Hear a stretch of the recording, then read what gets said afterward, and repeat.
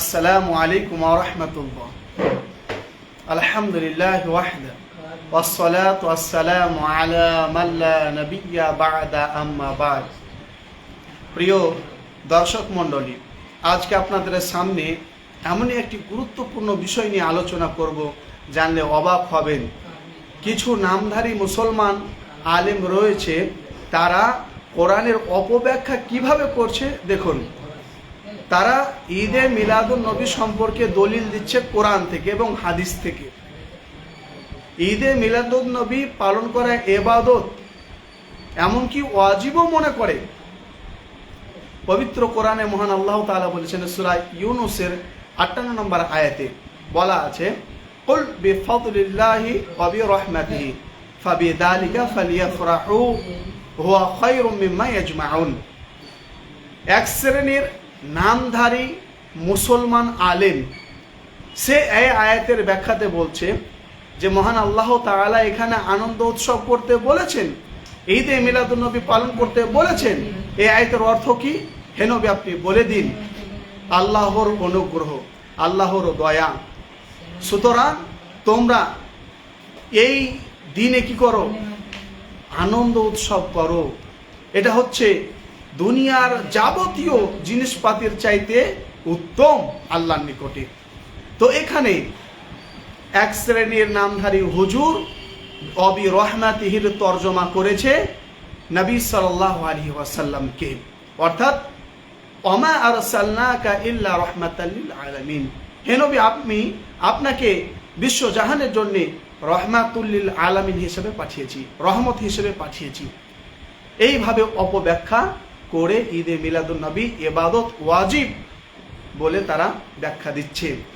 অথচ মহান আল্লাহ তাআলা পবিত্র কোরআনে বলেছেন, সূরা বাকারা 2 নম্বর সূরা আয়াত নম্বর 13, আমিনু কামা আমানান নাস। তোমরা ওইভাবে কোরআনকে বুঝো যেভাবে সাহাবা একরাম বুঝেছেন। মহান আল্লাহ তাআলা তিনি আরো বলেন, সূরা বাকারা 2 নম্বর সূরা আয়াত নম্বর 137, ফাইন আমানু বিমিথলি মা আমানতুম বিহি ফাকাদ ইহতাদাও। যদি তোমরা সাহাবা একরামদের মতো ঈমান নিয়ে আসো কোরআনের প্রতি, কোরআনকে সাহাবা একরামদের মতো বুঝো, তাহলে তোমরা হেদায়েত প্রাপ্ত হবে, নচেত তোমরা পথভ্রষ্ট হয়ে যাবে। মহান আল্লাহ তাআলা পবিত্র কোরআনে বলেছেন যে ওয়াইন তাদউহুম ইলাল হুদা ফালা ইয়াহতাদু ইদান আবাদা। তুমি যদি তাদেরকে হেদায়েতের পথে ডাকো, তো তারা হেদায়েত কবুল করার জন্য প্রস্তুত নয়। মহান আল্লাহ তাআলা তিনি আরো বলেছেন, সূরা বাকারার 144 নম্বর আয়াতের মধ্যে 40 থেকে আলোচনা আছে, সেখানে লেখা আছে যে ওয়াইন আতাইতা বিকুল্লি আয়াতিন মা তাবিউ কিবলাতাক। আপনি যদি প্রত্যেকটির কথার পেছনে দলিল দিয়ে কথা বলেন, প্রমাণ দিয়ে কথা বলেন, তবুও তারা আপনার কিবলার অনুসরণ করবে না, মানে আপনার কথা তারা মানবে না। পবিত্র কোরআনে আল্লাহ তাআলা সূরা কাহফে বলেছেন, সূরা কাহফ 18 নম্বর সূরা আয়াত নম্বর 54, ওয়া কানাল ইনসানু আকতারা শাইইন জাদালা। মানুষ বেশি তর্কপ্রিয়। সে যদি ভুলের ওপরও থাকে, সে ছোট হবে না বলে সে ভুলের ওপরই অটল থাকবে। মহান আল্লাহ তাআলা বলেছেন, কুল্লু হিজবিন বিমা লাদাইহিম ফারিহুন। প্রত্যেকটি মাযহাবের কাছে তার আপন মাযহাব প্রিয়, যদিও সে মাযহাবটি দুর্বল হয়, তার পক্ষে কোনো দলিল না থাকে, তবুও তার কাছে প্রিয়, কারণ সে ছোট হতে চাইলে। মহান আল্লাহ তাআলা তিনি বলেছেন যে ওয়াইন্না ফারিকাম মিনহুম লা ইয়াকতুমুনাল হাক্কা ওয়া হুম ইয়ালামুন। ইহুদিরা তারা সত্যটা জানতো, সঠিক তথ্য জানতো, তারপরে তারা গোপন করে রাখতো। তো বর্তমান সময়ে যেই হুজুররা সঠিক তথ্য জানার পরে, সত্যটা জানার পরে গোপন রাখে, নিজের সম্মানার্থে, নিজের সম্মানকে বজায় রাখতে গিয়ে কোরআন হাদিসকে গোপন রাখে, সঠিক তথ্যকে গোপন রাখে, এরা কারা? এরা হচ্ছে ওই ইহুদিদের, এরা হচ্ছে ইহুদিদের এজেন্ট, তারাই হচ্ছে ইহুদিদের এজেন্ট। মহান আল্লাহ তাআলা তিনি বলেছেন, ইয়াত্তাবিউনা ইল্লা যন ওয়া ইনহুম ইল্লা ইয়াখরুসুন, যে তারা তো ধারণার ইবাদত করে, উপাসনা করে। এক শ্রেণীর হুজুর আছে, তারা ধারণার ভিত্তিতে কি করেছে? এই কোরআনের অপব্যাখ্যা করেছে, এই নিজের মন মতো নিয়ম নীতি চালু করে বলে দিচ্ছে এটা ইবাদত, এটা ওয়াজিব। অথচ আল্লাহর নবী বলেছেন মানে আমিলা আমানাল লাইসা আলাইহি আমরুনা ফাহুয়া রাদ, যে ব্যক্তি এমন কোন আমল করলো যার প্রতি আমার কোনো নির্দেশ নেই সে আমল পরিত্যাজ্য, বাতিল, মারদুদ। আর আজকে আমরা বলি रग रग में नबी नबी सीने में नबी नबी, रग रग में नबी नबी सीने में नबी नबी, और नबी की बात मानता हो कभी कभी। রাসূলের জন্য কোন ব্যক্তি যদি রাসূলকে গালি দেয়, রাসূলকে নিয়ে কটূক্তি করে, সারা রাত সারা দিন আন্দোলন করতে পারবে, কিন্তু ভোর রাত্রে নামাজের জন্য উপস্থিত হতে পারবে না, নামাজ পড়ার জন্য টাইম নাই। এটা আশিকে রাসূল নয়। মহানবী সাল্লাল্লাহু আলাইহি ওয়াসাল্লাম তিনি বলেছেন মান আতানি ফাকাদ আতা আল্লাহ, যে ব্যক্তি আমার আনুগত্য করলো সে ব্যক্তি মহান আল্লাহ তাআলার আনুগত্য করলো। মহান আল্লাহ তাআলা বলেছেন কুল ইন কুনতুম তুহিব্বুন আল্লাহ ফাত্তাবিউনি ইউহিব্বুকুমুল্লাহ, যদি তোমরা আমাকে ভালোবাসো, আমার আনুগত্য করো, তাহলে তোমরা আল্লাহর ভালোবাসা পাবে, আল্লাহ তোমাদেরকে ভালোবাসে। তো এটা রাসূলের আনুগত্য নয়। এই যে রাসূল সাল্লাল্লাহু আলাইহি ওয়াসাল্লামের জন্মদিন পালন করা, এটা হলো ইহুদি খ্রিস্টানদের রীতিনীতি। আমি তো এর আগের আলোচনায় বলেছিলাম যে এই রাসূল সাল্লাল্লাহু আলাইহি ওয়াসাল্লামের জন্মদিন পালন করা হয় কখন? রাসূল সাল্লাল্লাহু আলাইহি ওয়াসাল্লামের ইন্তেকালের প্রায় 600 বছর পর। কে পালন করেছিল? বাদশাহ মুজাফফর খুব বুড়ি। কখন এটা কিভাবে তারা শিখলো, পালন করা শুরু করলো?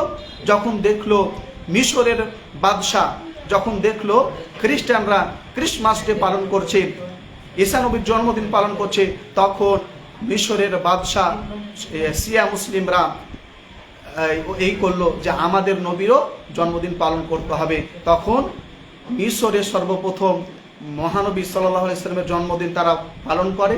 তারপরে চলে আসে ইরাক ইরানে, এবার ইরাক ইরান থেকে আমাদের ভারতে চলে আসে রাসূল সাল্লাল্লাহু আলাইহি ওয়াসাল্লামের জন্মদিনের। রাসূল সাল্লাল্লাহু আলাইহি ওয়াসাল্লামের জন্মদিন পালন করা ইবাদত, তারা আরেকটি দলিল দিয়ে থাকে আর অপব্যাখ্যা করে। রাসূল সাল্লাল্লাহু আলাইহি ওয়াসাল্লামকে জিজ্ঞাসা করা হলো যে সুইলা রাসূলুল্লাহ সাল্লাল্লাহু আলাইহি ওয়াসাল্লাম আন সাওমিল ইসনাইন, রাসূল সাল্লাল্লাহু আলাইহি ওয়াসাল্লামকে সোমবারের দিন রোজা রাখা সম্পর্কে জিজ্ঞাসা করা হলো। তো রাসূল সাল্লাল্লাহু আলাইহি ওয়াসাল্লাম বললেন ফিহি উলিদতু, আমি সোমবারের দিন জন্মগ্রহণ করেছি, আমি সোমবারের দিন জন্মগ্রহণ করেছি। অফিহি উনজিলা আলাইয়া, আর সোমবারের দিন আমার উপরে কোরআন নাজিল অবতীর্ণ হওয়া শুরু হয়েছে। অন্য বর্ণনায় আছে তিনি এই সোমবারের দিন হিজরত করেছেন। তো এত কিছু এই জন্যে আমি কি করি, রোজা রাখি। তাহলে যদি আমি তর্কের খাতিরে মেনে নিই রাসূল সাল্লাল্লাহু আলাইহি ওয়াসাল্লামের জন্মদিন পালন করতে হবে, তো আপনি জন্মদিন পালন করুন। রাসূল সাল্লাল্লাহু আলাইহি ওয়াসাল্লাম কিভাবে পালন করেছেন? রোজা রেখে। তো আপনি রোজা রাখুন। আচ্ছা, এবার চলে আসি ঈদে মিলাদুন নবী। এই যে ঈদে মিলাদুন নবী কোরআন হাদিসে কোনো জায়গাতে নেই। তাহলে মুসলমানদের আসল ঈদ হচ্ছে দুটি, ঈদুল ফিত্র এবং ঈদুল আজহা। আরও শুক্রবারকে সম্মানার্থে আল্লাহ রাসূল সাল্লাল্লাহু আলাইহি ওয়াসাল্লাম ঈদ বলেছেন, এটা হচ্ছে সাপ্তাহিক ঈদ, আর ওই দুটি হচ্ছে বাৎসরিক ঈদ। তো আমি মেনে নিলাম তর্কের খাতিরে যে হ্যাঁ এটা হচ্ছে রাসূল সাল্লাল্লাহু আলাইহি ওয়াসাল্লামের জন্মদিন পালন করতে হবে, তাহলে রোজা রেখে। আর যদি বছরে আমরা কেন জন্মদিন পালন করব? প্রত্যেক সপ্তাহে তো সোমবার ফিরে আসে, তাহলে প্রত্যেক সপ্তাহে কি করতে হবে? নবীজির জন্মদিন পালন করতে হবে। তা তো আমরা করি না। বছরে একদিন কেন? আশিকে রাসূল আজীবন থাকতে হবে। রাসূল সাল্লাল্লাহু আলাইহি ওয়াসাল্লামকে ভালোবাসা ঈমানের একটি অঙ্গ। লা ইউমিনু আহাদুকুম হাত্তা আকুনা আহাব্বা ইলাইহি মিন ওয়ালিদিহি ওয়া ওয়ালাদিহি ওয়ান নাসি আজমাইন। অতক্ষণ পর্যন্ত ওই ব্যক্তি পাক্কা ঈমানদার হতে পারবে না যতক্ষণ পর্যন্ত মুহাম্মদ সাল্লাল্লাহু আলাইহি ওয়াসাল্লাম তার নিকটে সবচাইতে প্রিয় মানুষ না হবে। তাহলে রাসূল সাল্লাল্লাহু আলাইহি ওয়াসাল্লামকে ভালোবাসা এটি হচ্ছে ঈমানের একটি অঙ্গ। আমরাও রাসূল সাল্লাল্লাহু আলাইহি ওয়াসাল্লামকে ভালোবাসি। তবে রাসূল সাল্লাল্লাহু আলাইহি ওয়াসাল্লাম এই কথা বলেছেন, লা তুতুরনি কামা আতরাতিন নাসারা ইবনা মারইয়াম, তোমরা আমাকে ওই রকম ভাবে নিয়ে বাড়াবাড়ি করিও না যেরকম ইবনে মারিয়াম তথা ঈসা নবীকে নিয়ে খ্রিস্টানরা যেরকম বাড়াবাড়ি করেছে। বাড়াবাড়ি করতে করতে করতে করতে এক পর্যায়ে ঈসা নবীকে তারা আল্লাহর পর্যায়ে ঠেকিয়ে দিয়েছে। সালিসু সালাসা, এ কথা তারা বিশ্বাস করে এবং বলে। আমাদের মুসলমানদের মধ্যে এক শ্রেণীর মুসলমান আছে, তারাও এ কথা বলে। স্রষ্টাতে ছিল, সৃষ্টিতে এলো। যিনি আল্লাহ তিনি মোহাম্মদ। এর উদ্দেশ্য হচ্ছে এটা। দেখুন, তারা বলে এটা হচ্ছে ঈদে মিলাদুন নবী। দেখুন, প্রত্যেক ঈদে নামাজ রয়েছে। সাপ্তাহিক ঈদ শুক্রবারের দিন, এটা তো নামাজ রয়েছে। ঈদুল ফিত্রে নামাজ রয়েছে, ঈদুল আজহাতে নামাজ রয়েছে। তাহলে ঈদে মিলাদুন নবীতে কই নামাজ নাই।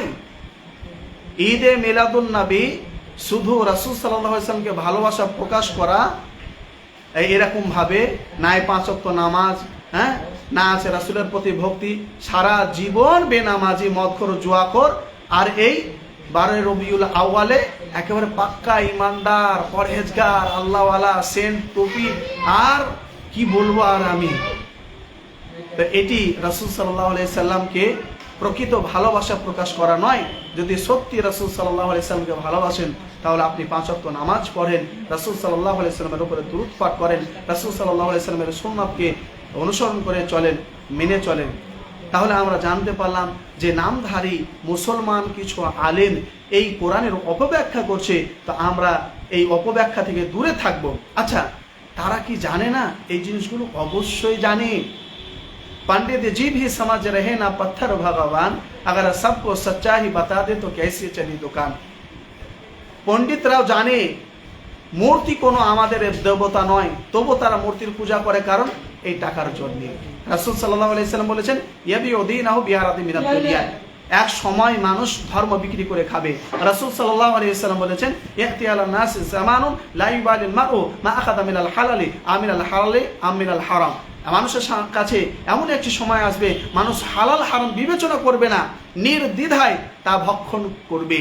দেখুন, এই যে মাজারের ব্যবসাগুলো, এই যে ঈদে মিলাদুন নবী দাঁড়াতে যে ব্যবসাগুলো চলছে, এই কুরখানি, ইয়াসিন খতম, সাবিনা খতম, ইউনুস খতম, যত খতম রয়েছে, এগুলো সব ব্যবসা। এগুলো একেবারে ব্যবসা। তারাও সঠিকটা জানে, কিন্তু সঠিকটা বলে না, কারণ তাদের ধান্দা বন্ধ হয়ে যাবে, দোকান বন্ধ হয়ে যাবে। অবশেষে আল্লাহ তাআলার কাছে দোয়া করব, হে আল্লাহ, তুমি আমাদেরকে কোরআনকে সালাফে সালেহিনদের মতো বুঝার তৌফিক দান করো এবং আমল করার তৌফিক দান করো। আর এই ভণ্ড আলেমদের থেকে, কলঙ্কিত আলেম থেকে, যারা মুসলমান হিসাবে নিজেদেরকে পরিচয় দেয়, আলেম বলে দাবি করে, অথচ তাদের আকীদা হলো ইহুদি খ্রিস্টানদের ন্যায়, এই সব আলেম থেকে আল্লাহ তাআলা যেন আমাদেরকে হেফাজত করেন। আমিন। ওয়া আখিরু দাওয়ানা আলহামদুলিল্লাহি রাব্বিল আলামিন। আসসালামু আলাইকুম ওয়া রাহমাতুল্লাহ।